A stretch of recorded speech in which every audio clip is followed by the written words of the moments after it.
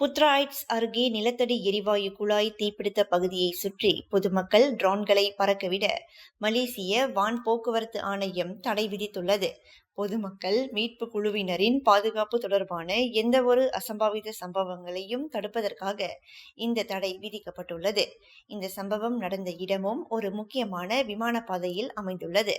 எனவே செயல்பாட்டில் உள்ள விமானங்களின் பாதுகாப்பிற்கு முன்னுரிமை அளிக்கப்படுவதை உறுதி செய்வதற்கு இந்த தடை முக்கியமானதாகும்.